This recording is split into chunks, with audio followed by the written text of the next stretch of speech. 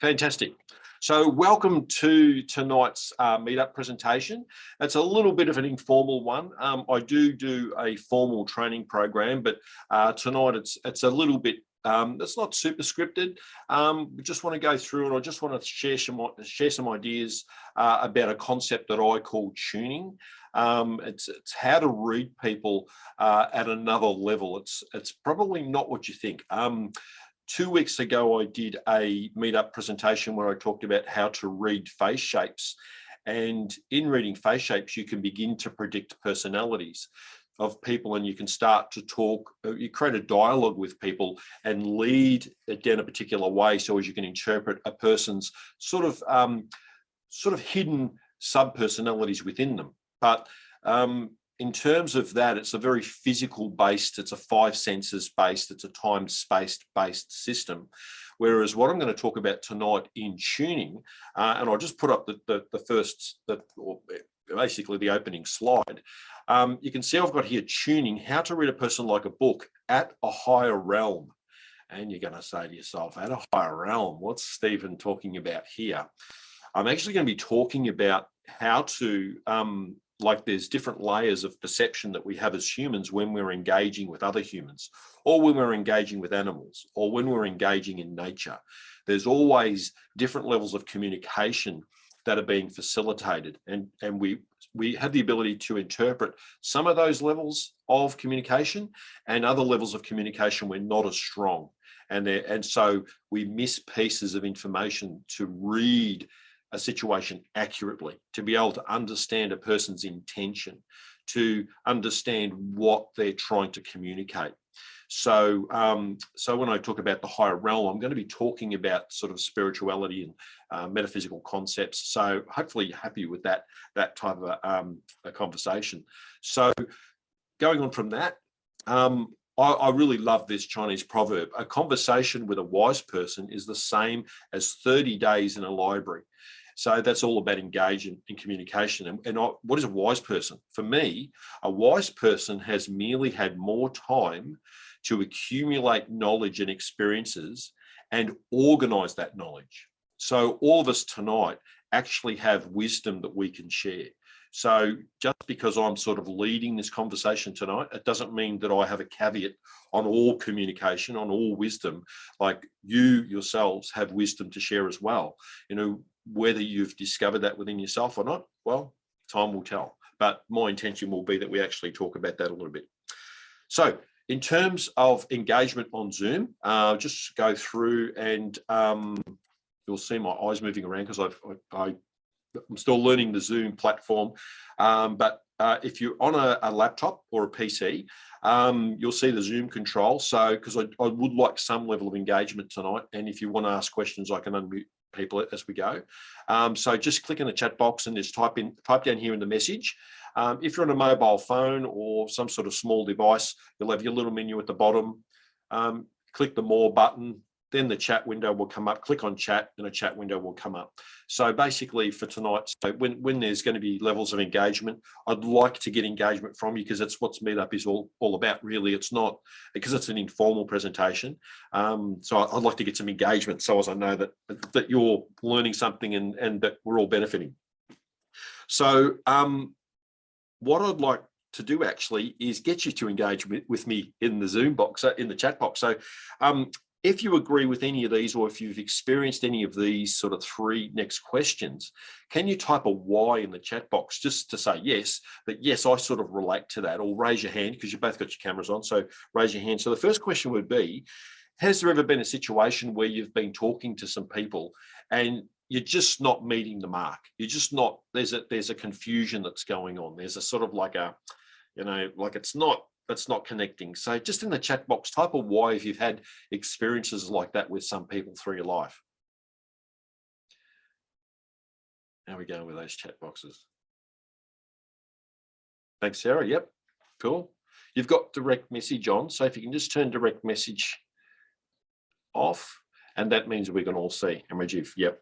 And the second question, thanks guys, that's awesome. And like, has there been situations where you've had a problem understanding a person's real intentions? You know, they've said one thing and then they've sort of proven, and you had a gut feeling about something, and it's actually proven later on the gut feeling was right, but you sort of went with their initial, that sort of feeling, and so there was like, I knew I should have listened to my gut feeling. If you've ever had that situation, just type a Y in the chat box for yes, just so I know that we're all sort of in the right sort of ballpark as far as situations like that's concerned. The old internet must be a bit slow. I'll just assume that might be a yes. Yeah, cool. Thanks, Rajiv. Just saw that. And another thing is that when people, what I've experienced anyway, is when people are on a spiritual journey, they sort of feel as though they don't belong. In certain groups of people, we just sort of like, whatever we try and do, we just can't sort of connect. So either raise your hand or type a Y in the chat box. Yeah, I think we've all had that sort of experience. So thanks for the feedback on that one. So what I'll do is give you a little bit of an overview as to where I come from, as I learned this wonderful thing called Zoom. I have a training program called Path to Your Highest Purpose, and there's actually 4 ways. There's 4 pathways of education I teach. There's path of awareness, which is becoming ultra aware of the environment around you.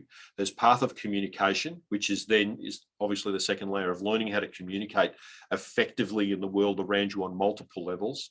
The next one's path of purpose, because I truly believe everybody has a very high intrinsic purpose to make a difference in the world, whether that's just to a family, a friend, or to a global audience. And the path of support, which is where I come in terms of supporting people on their journey. So tonight we're going to talk a little bit about, or one aspect of path of communication. And this is where we're going to talk about having clarity of communication on multiple levels.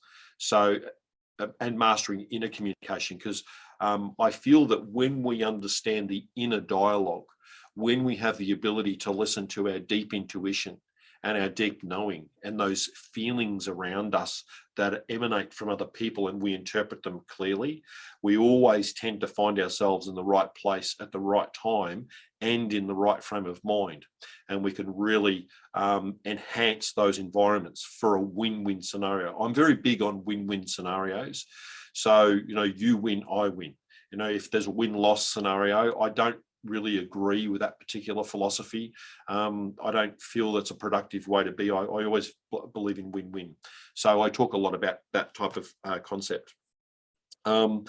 So I have a question now that I'd like to pose to you, because I want you to sort of consider these ideas. So when I introduce the idea that I'm going to talk about tonight, you're open for this discussion. So asking you the question, define human communication. How would you define human communication? So I'll just unmute everybody. If we just have a little bit of an open share now, just bear with me while I work out how to unmute everybody as I learn this lovely thing called... I've done it for myself. Oh, there you go. All right. Thank you very much. That's awesome. So you can do it. So Rajiv, so how would you define human communication? So it's on different levels. Communication is sending energy signals via action, words, even silences. You can communicate silently as well. So sending message, sending subtle energy from packets from your end to the opposition and then back. Yeah. So that's communication. Yep. Very much. There can be one way, there can be 2 ways. It all depends. But usually the energy will come back in some form. Yep. So there's basically an engagement, a connection, a rapport that's sort of developed. And what about you? Not always, because sometimes you... Yeah, you go, Rajiv. Sorry. Sometimes you could be communicating to the one who's passed away, for example, and you can still communicate at the spirit level with the other person. So the rapport and all that might not be there, but it's still a form of communication. But the other ones which are more mundane, yes, is where you would be seeking to engage robustly. It's good. You've sort of intuitively tapped into what I'm going to be talking about tonight, because it's sort of in those realms. yeah, so as I get on, we'll talk more about that. And what, do you want to say anything, Sarah? Are you happy just to? Oh no, that was good. Yeah, there's body language, and then it goes beyond to the other side, and yeah, just everyone just picks up on people's energies, and yeah. Yeah. Awesome. All right, what I'll do is I'll just pin myself there again. Okay, cool. So let me, I do actually have a very modicum script here, so I will actually make sure that I keep on track, because I love these types of subjects so much. I have a tendency to get off track very quick, so I've got to make sure I stay on it.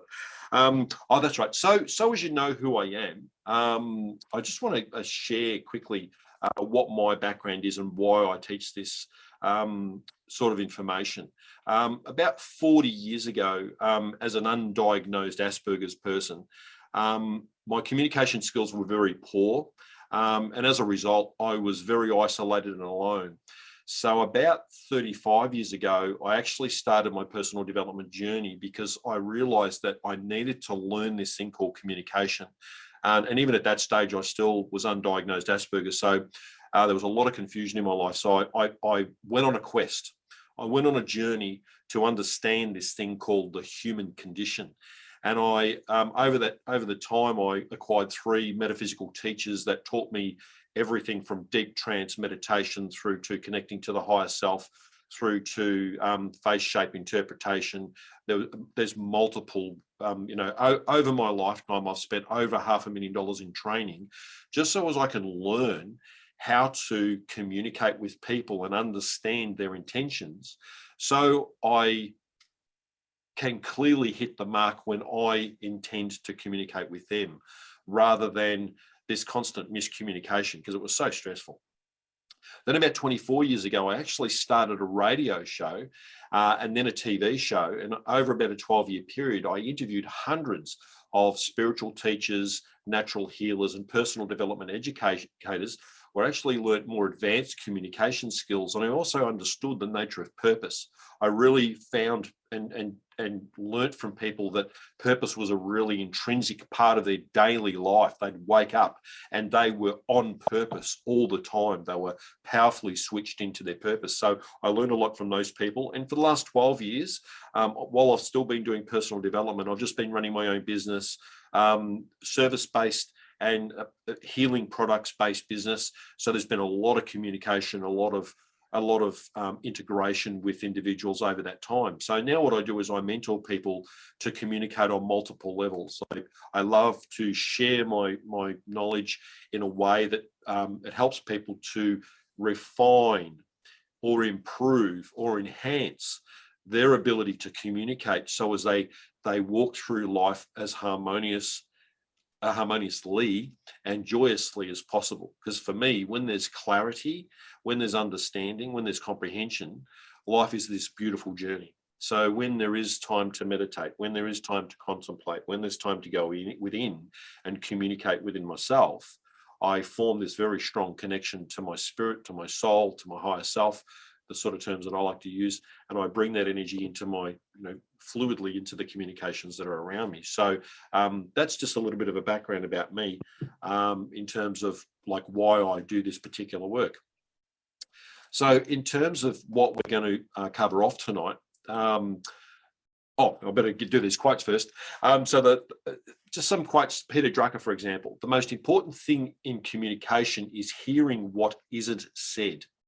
And because Asperger's has taught me that, because I couldn't, 35, 40 years ago, I couldn't understand a person. Now I can hear the hidden messages from all sorts of layers of information. And I put it all together into a single level of understanding for me to really create powerful communication. And Paul Mayer said, communication is the human connection, is the key to personal and career success, and even success within our own heart, success within who we are as an individual, that feeling of centeredness, that feeling of completeness, that we are living the best life possible, that it's just this, it's sort of like a knowing. So tonight is all about how to tune in, how to read a person like a book. So I'm going to talk more about that now. So to this next slide is I've developed a process. I don't want to do that. I want to share the screen. It's what I call synchronous communication. And like as in synchronicity, or when you look at a clock mechanism, all the gears synchronizing together. So synchronous communication is all about bringing a whole bunch of different perceptions together, and they come together into a single layer of understanding. But it's more than just a single form of communication. It's like generally between people, here's a person that we're talking to, and we just look at them one-dimensionally, if you like. We look at the surface level of what we're seeing. But synchronous communication is about gathering information three-dimensionally on a person, sort of like triangulation with mobile phone technology. And all of that information centers in and very specifically gives you very powerful key understanding about that person and what they're intending to communicate to you. And then you can understand how to communicate with clarity back to them. So synchronous communication, so it's a new term. Well, I haven't heard it anywhere. I've looked on the net and I can't find it anywhere. But there's levels of communication, and I call it flavor. Flavor, you say, flavor with communication. Yes, because when we consume food or when we eat food, it's in the preparation of the food. We're touching the food. There's one sense. We're smelling the food. There's another sense. Where as we're cutting, as we're cooking, we're hearing the food. Then we taste the food, and all the five senses are actually coming together to form flavor. Because we've heard studies where somebody's been given a piece of lemon, a slice of lemon, and says, close your eyes, close your nose, and we're going to give you a slice of orange. And they give them a slice of lemon and they bite into it, and it tastes orange to them until they open their eyes and they realize that's a lemon. And then that tastes lemon, because we need all five senses to understand flavor. And that's just like communication. Rather than just one or two senses, we're listening to the words, we're listening to tonality, we're looking at the body language cues, we're looking at face shape, personality types. There's multiple different layers of communication that we're interpreting at any one time. So what I teach is five senses, which is how to read the five senses when we're communicating. And I'm talking specifically about communicating with other human beings. Not necessarily, but we can do this with pets, with loved pets, with animals. In nature, we can do it as well. But I'm specifically in today's presentation talking about humans. So five senses through face shapes, feelings through space energy. We have feelings in our heart energy, which is the electromagnetic field around our heart, which is like a planar wave that goes out. And I call that spatial energy field. Then there's thought energy. So thought energy is time, past and future and present. So I'm not going to be talking a great deal about those three tonight, or these four. The sixth sense, which is knowing, intuition, ESP, we've all heard of those things. We're all probably aware of it to varying degrees. Some people have very strong intuition. Some people have no intuition at all. But the reality is all humans have powerful sixth sense. It's just whether they believe it or not. It's whether they want to develop it or not. It's really simple. And then there's the seventh sense, which is the higher self. And that's what I'm going to be addressing tonight. I'm going to be talking about communication at that higher level of ourselves, that it's more, rather than interpreting a person's, the face-to-face communication, it's more about interpreting the higher essence of who this person is. So we're seeing all levels of an individual that we're communicating with. And it's a part of a whole process. Like the path to your highest purpose is all about how to connect into your highest purpose. But tonight I'm going to talk how you can actually link into other people's higher purpose. And you'll go, interesting. So I'm going to share some concepts now in terms of how that works. So I'm going to refer to this beautiful thing called this whiteboard. The reason I keep referring to this, Rajiv, is because I'm continually learning how to do things on Zoom. And so this is the first time I'm using a whiteboard. So I'm learning how to do it so as it's in screen properly. I'm looking at the screen, making sure. Now, that you can read that properly, entropy, beautiful. So entropy, what is entropy? Well, in the universe, in our universe of time and space, but entropy is actually a complete universal concept. It's on all dimensions. Entropy is And I'm going to draw some crude pictures. I don't know how well I'm going to go with this, but when we get a kettle, so we've got a kettle, it's got a spout that's plugged into the 240 volts, and we've got water in the kettle. And when we put energy into that kettle and we boil the water, it starts giving off energy, starts giving off steam, and then it switches off. Now, the question of that is that when you've got the heat in the kettle, if no more energy, if it switches off and there's no more energy being put into that water, what happens to the temperature of the water? So in the chat box, just type down or unmute yourself and just say, what happens to the temperature of the water in the kettle? Sorry, so what's your question? That if you are heating the water? Yep, so the water's boiled, the kettle's turned off, it flicked off. So what happens to the temperature of the water? The water's at 100 degrees Celsius. It starts coming down. Starts coming down, that's right. And so where does that heat go? Do you know where the heat goes? Yeah, into the surrounding. It spreads into the environment. So what happens is all of that energy dissipates into the environment. So what happens, that while the water was at 100 degrees, the water might drop down to maybe 20 degrees, let's say, or let's say that the room temperature was 19 degrees in the kitchen around that particular kettle. The kettle boiled to 100 degrees.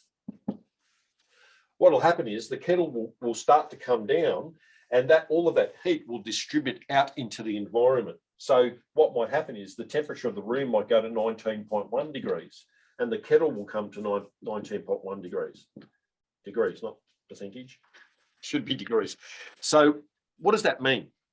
It means that energy is never lost. It is just transferred from one state to another. But through this process, or this concept called, well, it's not a concept, it's a known reality, through this thing called entropy, is that all energy states that are at high frequencies, if there's no energy put back into those high frequencies, they always descend down into, they break down into lower frequencies over longer and longer distances of time.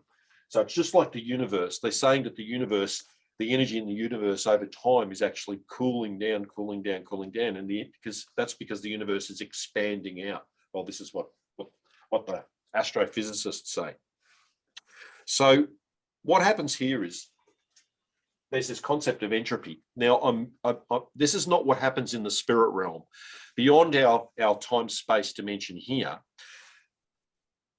it doesn't happen this way. But for this analogy, I like to use the entropy example. What actually happens in the spiritual dimension, screen for this one. So in the spiritual dimension, let's say that we have a sphere of consciousness, and this sphere of consciousness has the ability, it's omnipresent, it sees everything, it understands everything, but it has an innate desire to gather experiences. It wants to expand its self-awareness. It wants to become more. So in its infinite wisdom, this omnipresence, this oneness, this God force, universality, whatever word suits you, because we've all got different words and different perceptions on this, what it does in its innate intelligence is it breaks down into smaller particles of itself.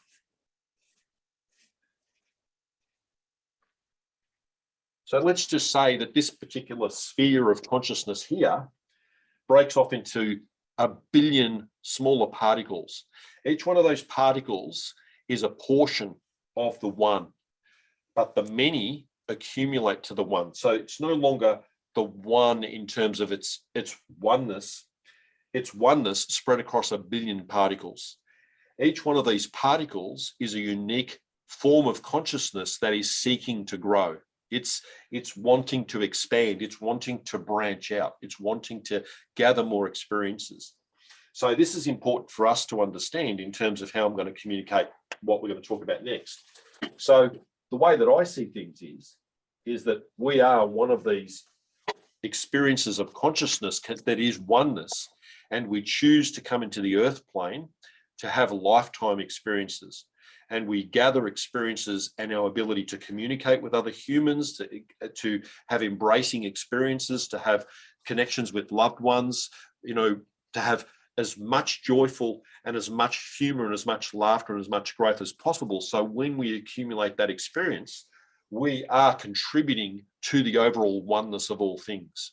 So that's the way I sort of perceive things to be, because I've done a lot of altered states of consciousness. I've done a lot of plant-based psychedelic medicine. I've done a lot of things where I've literally seen into the next dimension, where there's been portals open up inside myself, where I've seen things and I've been able to communicate to very, very powerful sort of metaphysical teachers or spirit sages. And it's been a really remarkable journey to learn that. Do you have a question, Rajiv, or are you just unmuted? No? So essentially, this is my way of... No, I can't get the Bluetooth in my earphone, but I can understand. Yep. Can you hear me? Because my Bluetooth is gone. It doesn't connect anymore. Okay, cool.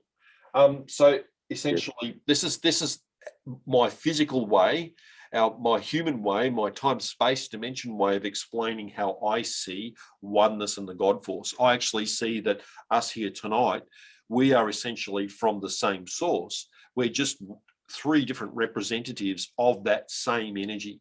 And we're all having that more by, like I could talk to the camera myself and just have this experience, and that would give me growth. But the fact that we have interaction, we have engagement, we actually build a higher growth pattern of that experience. So that's to set the scene in terms of how I'm going to explain this process now. So tuning, higher self-communication. So here's the circle that I was speaking about, the oneness. And this green arch represents the barrier or the variation between the higher realm, which is outside of time and space, and then the physical realm, which is inside time and space. Because in the higher realm, time and space it's just immortal, universal, and infinite. So here's oneness, which is represented by oneness, omnipresence, infinite intelligence. And then it breaks down into what I call the higher self, and we've all heard the higher self. The higher self is the highest part of us in terms of it's the part of us that connects us to oneness, to infinity, immortality, universality. So it's represented by, here's me, let's say. And here's me in human form. I've got this like image here. This was on one of the I think it was the Pioneer NASA satellite that went out to space. So I just got that there just to represent this is the human side of things. And I've got the rainbow effect here on the circle to represent our aura or astral energy. So just to give that as symbology rather than drawing men, women, those sort of things. And what happens is we have this highest part of ourselves that is connected to this oneness. And we have our physical self here, the rainbow effect, the aura effect, the astral shield effect. And we've got this tube of light that connects us. And that tube of light is actually connected through our pineal gland. When we hear of stories of people that have had near-death experiences or significant traumas, they've reported that they've gone through, they've seen radiant white light or a rainbow effect, or they've even seen a white tube or a light tube that they've gone through. So in our dimension of time space, we use metaphors, we use examples to point to the understanding. So using these tube analogies and tunnels and things is just assists in our learning of this particular, sort of level of information.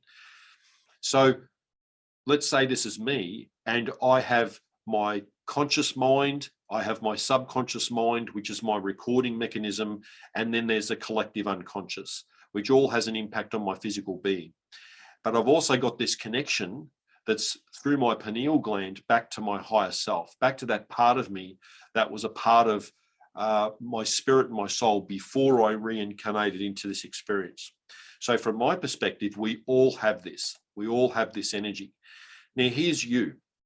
So you've got your auric energy, and in this time-space dimension, I actually communicate with you directly through the five senses, through other energies, like I said, the sixth sense.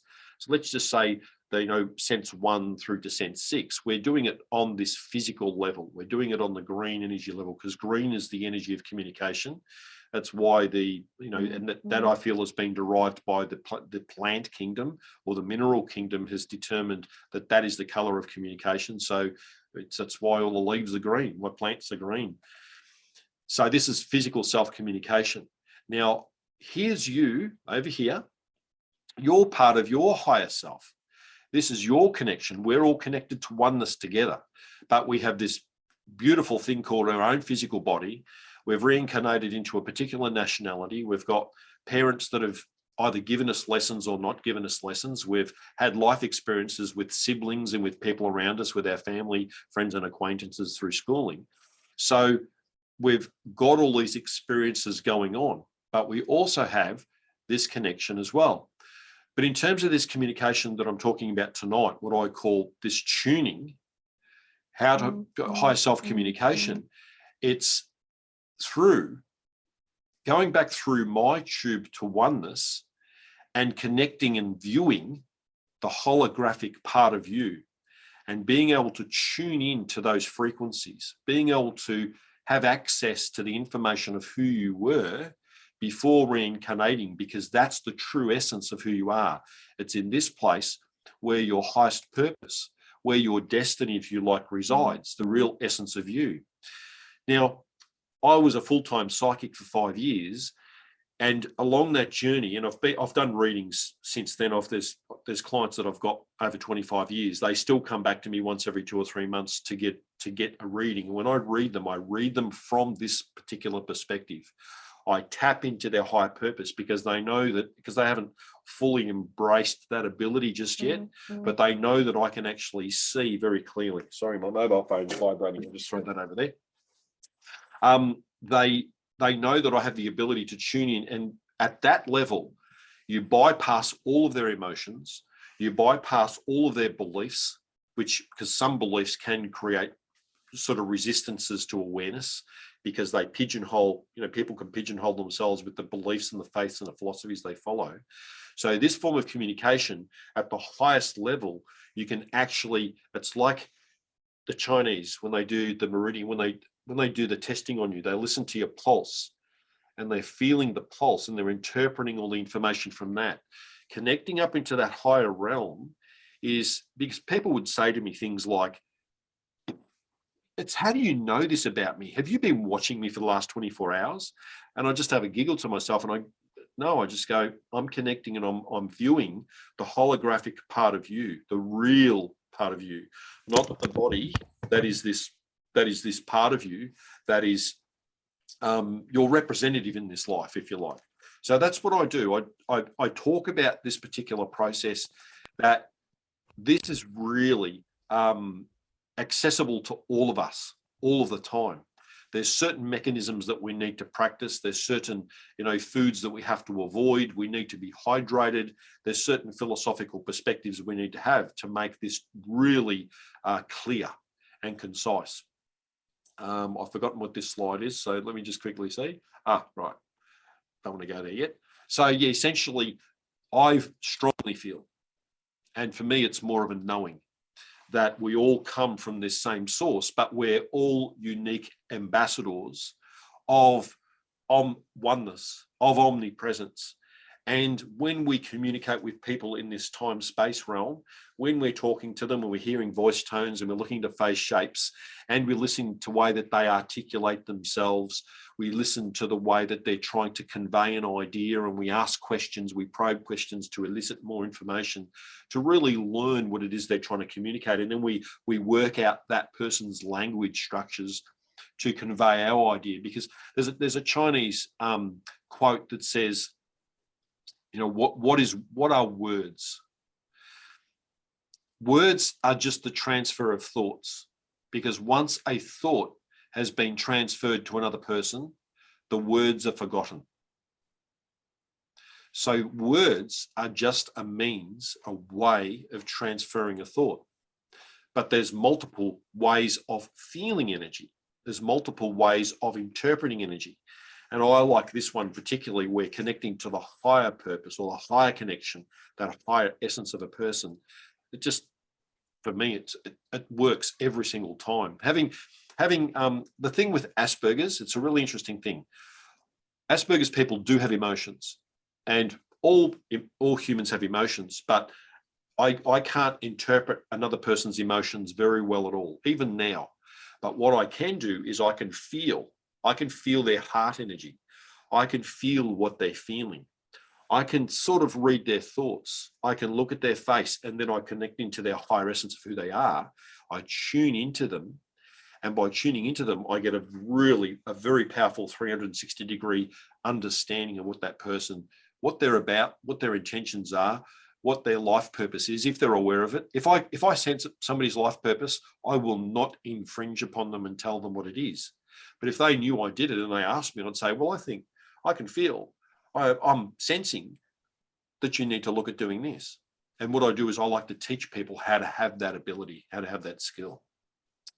So what else have I got to talk about? That's essentially it. So I'd like to just open it up for a little bit. We've still got about 15 minutes to go. Just open it up and see if you've got any perceptions, if you've got any questions, has it sort of triggered any insights for you from just having that very brief overview? Like, have you sensed those sort of things? So what about you, Sarah? Got any perceptions or observations about that? So how does one do that? Oh, I don't know. You have to take the course.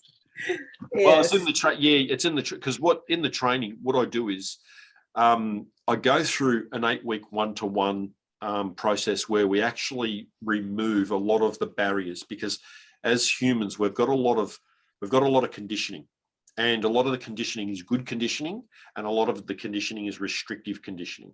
And what I do is once a week, an hour a week for 8 weeks, I work with people one-on-one to remove the restrictive conditioning, so as they're clear enough and they're open enough to actually start to open up to the high frequencies, because all of it essentially is frequency. It's tuning the frequencies. But when somebody has a filter or a belief, or let's say somebody's they have a very strong belief that a political party or this party is the best party on the planet and all other parties are crap.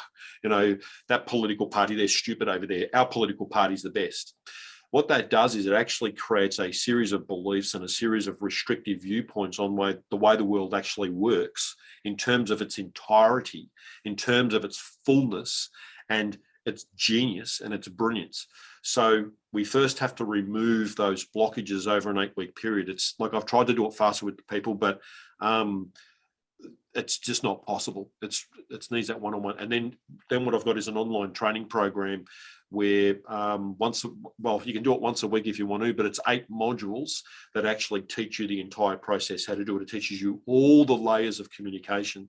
So some parts of the learning how to communicate, like when we did 2 weeks ago, we did face shape interpretation, when we looked at actors' faces, and I can say, well, this particular person here has this particular personality trait by whether it's a triangle, a circle, an ellipse, or a square. And you can pretty much predict 99% of the time what their personality profile as a human is going to be. Not necessarily as a spirit, not necessarily as a soul or a reincarnating soul, but you can, from a human perspective, from an intrinsic motivation, something that's within them, like their DNA. It's so deeply coded in them that their behaviors follow that process. So the overall process is really a learning process. Like tonight, how could I give you some quick pointers now? I guess the first and the most important thing about understanding this tuning concept is that it does exist. From my experience and what I've learned with all of the studies that I've done, and it's only really been the last year or 2 years that this has really settled, that I've really become super clear as to what I've actually been doing this last 35, 40 years. It wasn't, the penny dropped one day. It's like, oh my God, I've been learning these powerful, advanced human communication skills, because as a child, I was completely devoid of communication skills. I was hopeless.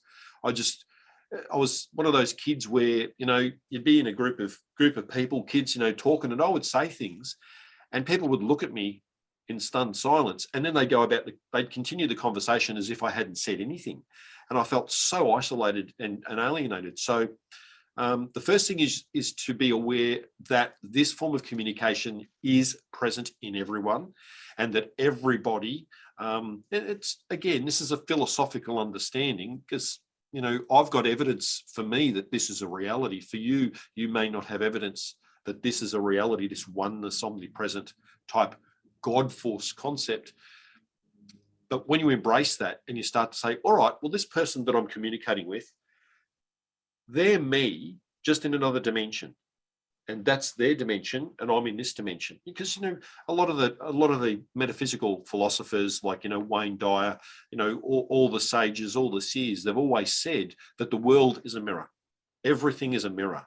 We're actually looking at our brother and our sister, you know, the sister part of us, the brother part of us. We are speaking to ourselves. We're just speaking to another layer of ourselves, another dimension, another representative of ourselves.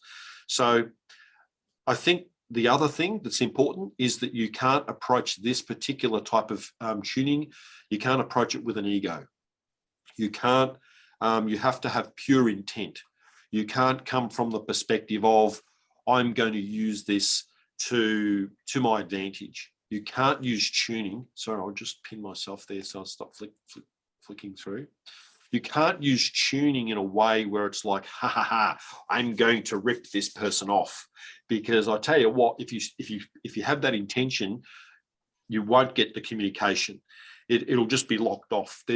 See, in this form of communication, you can reach up and have a look, and you can perceive, and you can put your finger on the pulse, but you can only extract information that you're permitted to perceive. Like, you can't, for the most part, it's one-way communication.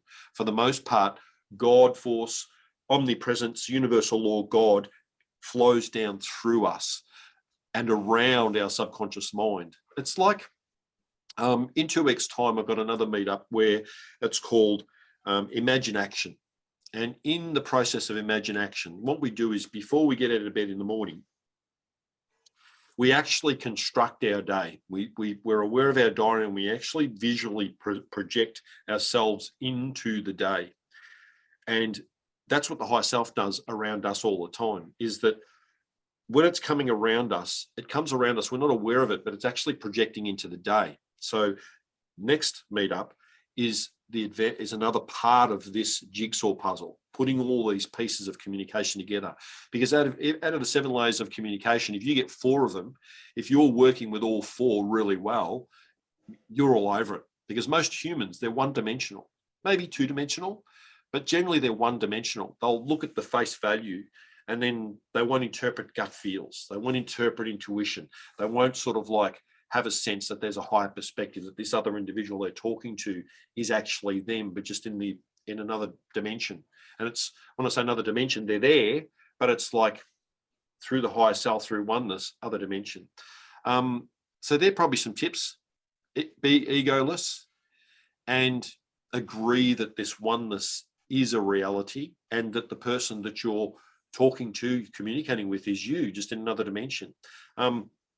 See, for me, because I've been running my own business for a long time now, I don't use the term sales. I don't say that people, I sell anything to anybody with my physical products. I have another business where I've got physical products and I sell them online. I don't sell them. What I do is I educate people, and people buy from me through choice. And it's like, I give them the information. If they buy my product, fantastic. If they don't buy my product, fantastic. Because to me, I'm actually talking to myself in another dimension, and I'm wanting from my heart to be truly of service to that individual. And by being of service, that person's then free to choose. So that's probably, intentionality is important. Having that feeling. What else could I? Did you have any questions, Rajiv, at all? No, I'm already into all this, what you're doing. Can't quite hear. Bit far away from the microphone. Okay, let's see. Can you hear me now? Only just. Okay, bear with me. It's again my No worries. Bluetooth probably. Sorry about it. I'll just put my Bluetooth away.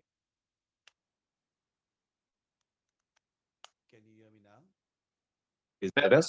Oh, there you go. That's heaps better. Yep, that's it. Beautiful. Okay, so it was the Bluetooth.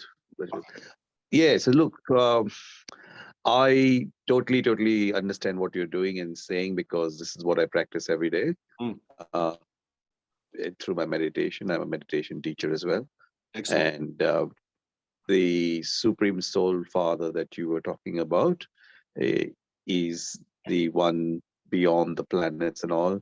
What Sarah was saying earlier, just to my take on it, is that, like, you touched upon it briefly, saying there shouldn't be any ego. Ego will come from your body consciousness, because if you're more into your role and into your character, then it will not work. You have to go internally into your pineal gland as a soul, as a spirit, and then go upwards and connect to the beyond the planets, sun and moon. There is this beautiful white light. That's where you connect to the Supreme Soul Father, and then from there, what we do is channel the energy to the other person. Now, what you do is more, in my opinion, a little bit more analytical stuff, where you're then trying to work out their purpose and this, that, and the other. I don't do that as a meditation person, but I just send that healing light. So whatever the issues are, they can be, because it's very pure love, light, divine light that you get. And that is a panic cure for a lot of stuff. So that's what we teach in the meditation night, and that's what we do. And the other part is that, like, there's also something to do with the food. I'm not sure how much you know about it, but in the Eastern world, where I come from, in India, food and what you put in your mouth is very important. So Absolutely. food and drink. Absolutely. I So totally agree. That's why we need to charge our food and water before putting it in the mouth every time. And that's where it will purify your body as well, but more so your mind. The subconscious that you were talking earlier, because that's how everybody is made, is through their past life experiences and things like that. So that's how when we come in this life, we bring in the baggage, good and bad, from the previous life as well. There is also a book which is very highly recommended if you all want to read, which you again touched upon briefly, Out of Body Experiences. And that is called Dying to Be Me by Anita Murjani. If you ever get to read that, it's a beautiful book. There's YouTubes about it as well, where she went out of body. She was about to, the doctors were going to pull the plug and all, how she came back after seeing that omnipresent light that you were talking about. Yep. And how she got cured of cancer, and now she's a motivational speaker around the world. And that's the thing. The other thing which we do note in the East about this soul experience is that when you die, you leave your body, you see in a flashback all your past lives, and you understand which are the karmas that you need to settle, good and bad, with whom, and you decide at that stage where you'll take birth, what day, how, will be your parents, will be your future brothers and sisters, your partners and your in-laws, everything. You also decide how you will leave the body, in the end, and where and when. So everything is predestined by you before coming in, and you forget you remember till you're in the womb, but the moment you come out of the womb, you forget. You forget. Absolutely. And Totally agree. That's why in the Western world, after I came into Australia, everybody's talking about, I don't have a crystal ball. I'm thinking, what are they talking about?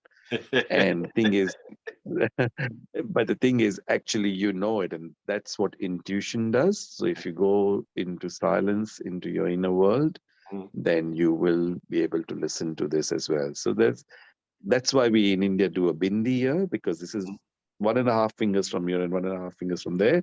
There's your pineal gland. That's where the soul sits. Yep. And it's a seat of knowledge. That's why we do if you've seen Indian women doing a bindi here, that's what it is. Yeah, and that's what it is. So I get it completely what you were saying from the very beginning when you started. I knew exactly what you were saying. So excellent. Thank you for saying. Yeah, it's like I've very much, everything you've said, I subscribe to all of that. Very big on the concept of reincarnation, and that we choose our parents for the very specifically for the experiences that we'll gain from them, and whether they're restrictive or whether they're liberating, freeing, they're all wonderful lessons to learn and to overcome. And I agree with everything you say. And like you say, yeah, I'm more of a I like to, because we're in Australia and the Western world, when we articulate it in a sort of a scientific-y, methodical way, people they can grasp it more. Because I've found that if things are too esoteric, people go, too woo-woo for me. So what I do is I science it up a little bit, just so there's more of an embracing of the philosophy. And then later on, I'll get more into the essence of feeling, that sort of sense of oneness, that completeness. And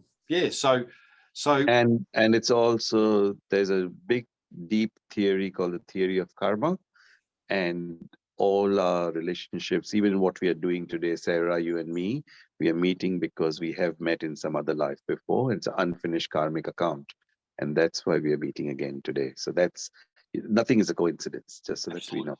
I definitely believe in coincidences. I have a slightly different philosophical perception on karma, but I'll talk about that another time, because we're just about out of time.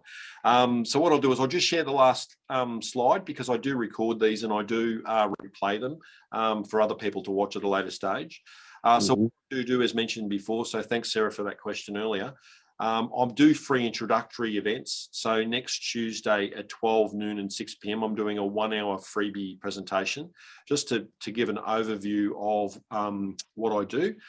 So what I'll do, if you're interested to come along to one of those events, I'll just in the chat box, I will put in, I'll have to stop sharing. Yeah, thank you. I'll just put in the chat box that link if you're interested to come along and sit in on that. I do actually, in that 1 hour, there's no real engagement backwards and forwards. It's more a case of I teach two different principles, and then I talk about a third one, and I talk about the concept of the training and how it works for me. So I do actually teach not in the one-to-one part of it with people, when we go through one-to-one and we overcome the limiting self-beliefs. But in the training part, I do get people to go into a deep meditation process before each of the training programs. I only do 4-minute meditations. I've actually found that for me, deep meditation is more effective if I do 6 4-minute meditations a day rather than 1 24-minute meditation, because I like to meditate 1 minute per hour per day. So I do it as short synapses, and I'll just stop, go in centered space, symmetrical, breathe, connect, and then I'm back again. And I can do it because I've trained myself to do that, and it's a part of the process. So so if you're interested to come along to that presentation and have a look at, see what I do, that'd be great. But we're right on time. We've done perfectly well, unless there's any other final questions or comments. Sarah, you're good to go? No, you're good? Lovely. Yeah, thanks. Excellent. Well, thanks so much for coming along tonight. Very welcome to come. Before you go, just a quick one. Sure. Before you go, I've left my phone number in the chat in case, Stephen, you can give me a call later on. That's good. And Sarah, if you want to connect, that's fine. I'm more than happy. Where are you located, Stephen? I'm in Bayswater. In Melbourne. Melbourne. In Melbourne. Oh, I'm your neighbor. I'm in Ringwood. Oh, there you go. You're just up the road. And I think we should catch up. It's very interesting. Yeah, cool. I'm more than happy to do that. So, and Sarah, where are you located? Sort of Mulgrave area. Oh, good. Wonderful. Yeah, so we're all pretty in close. Melbourne. Yeah. Once all the restrictions, because I'm one of those people where I'm unvaccinated through choice, because I believe my own natural immunity is where my power resides. My autonomy is very important to me, so it means I can't go overseas, but I can actually fly interstate. And I was interstate about 2 weeks ago. That was nice to see some sun up in Queensland. It was beautiful. So when things open up a little bit more, I will have, and we get more momentum. I market this or promote this a little bit more. If we regularly get 6 to 8 people on here, then we'll actually break off and we'll find a library somewhere, or we'll meet face to face as well. But outside of that, more than happy. And Otherwise, I'm not fussed because I'm boosted, but at the moment I've got COVID this week. So tomorrow I come out of isolation. I'm not fussed, but it's good that we keep up this like tempo and it's talk more, to each other as well informally. That's very good to help each other on the spiritual path. absolutely. Sorry, I'll just put So, that in so there again. leave it to you.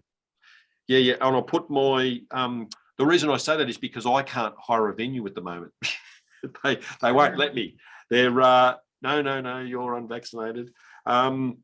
This is my email address as well. I'm just typing that in for you if you want to jot that down, so we can keep in contact for that way for sure. I'm more of a phone person, so if you want to put your phone number, that will be better. Yeah, cool. Bless you. Sure. That's on the website as well. That's lovely. All right, guys, thank you so much for coming along tonight. I always love presenting this type of material. That's my absolute passion. So thank you for allowing me to talk about what I love talking about. It's brilliant. So thanks once again. And in 2 weeks' time, I'm talking about what I call Imagine Action. It's how to pre-visualize your day. And then I'll explain why. It's a very powerful manifestation technique in physical terms. It's really cool. But thank you very much. Good idea. Thank you. See ya. Good night. See ya. See you next time. Thanks, guys. Bye.